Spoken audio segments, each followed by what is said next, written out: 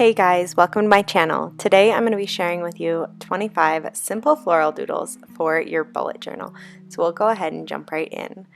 I am obsessed with florals, and spring is super fast approaching. Well, I mean, I guess it's already here, but I live in Montana, so we're still about a month out from spring. The other reason I wanted to share these is because in April starts the 100-day project. If you haven't heard of it, you can check out Elle Luna on Instagram.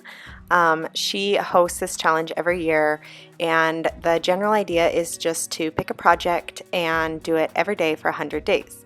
And so the point is that I'm going to be doing florals every day for 100 days just to kind of better my practice and because I enjoy it so much. So this is just kind of the start of that and the lead up to it.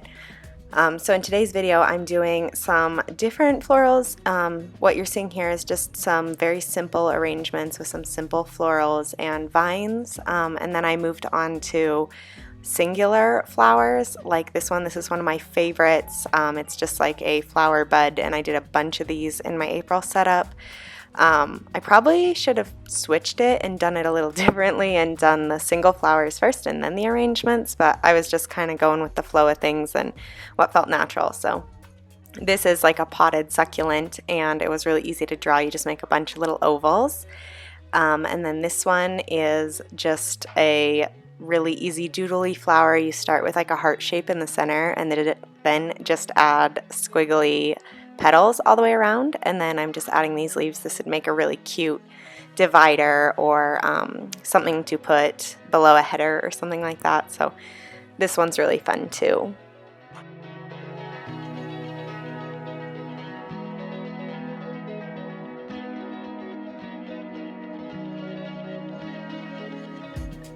The next one is a kind of a jar. My jar ended up being a bit wonkety, but it's a jar with some simple spirally roses, and they're just really simple and fun, but I like them.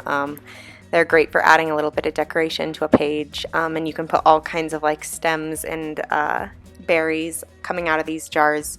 You can make it look like whatever you want.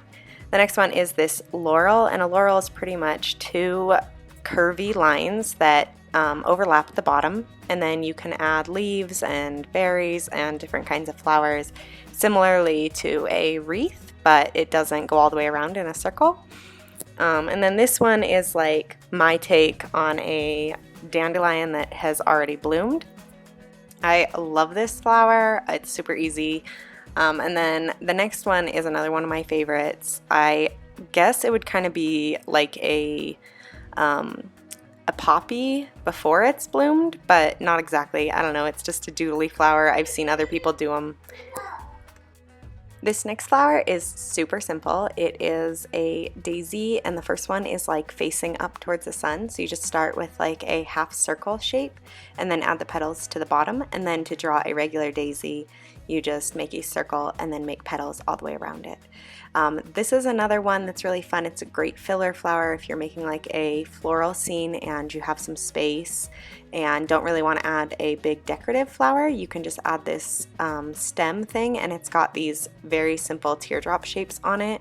If you guys notice as I do these, most of these flowers all have very similar shapes and parts to them, so a lot of them are made up of that teardrop shape and circles and pointed ovals. The flower I just drew was like a blob. Here we're doing like some triangles, and then you have like your basic lines. So if you can think about flowers as basic shapes, then you can doodle flowers. And if you haven't yet, I do highly recommend that you pick up the book called How to Draw Modern Florals by Koch. She is amazing. I've been following her on Instagram for forever, and I've been inspired to try and do some window art because of her. So I highly recommend her book. I will leave a link down in the description. It's definitely for more realistic flowers, but it is incredible. The other day I spent like 3 hours drawing to it, and it's kind of what made me decide to go about my 100-day project and do florals for that project. So this one is another one that I really enjoy. They're kind of like little tulips. And then we get into kind of some abstract flowers here that they're not really supposed to represent anything specific. They're just really fun, and I like doodling flowers no matter what their shape or if they're realistic or not. So these are just some fun ones that I have recreated from things I've seen on Pinterest or Instagram or just come up with myself. This next flower is another take on the bloom dandelion with all the little flyaway things. I really like these, and you can vary how these look, so instead of coloring all the dots at the ends in, you could definitely just leave them hollow, and that gives it a much more open and airy feel. And you could add some that are like floating away. And then now we're going back to a potted one. My hand was getting so tired here.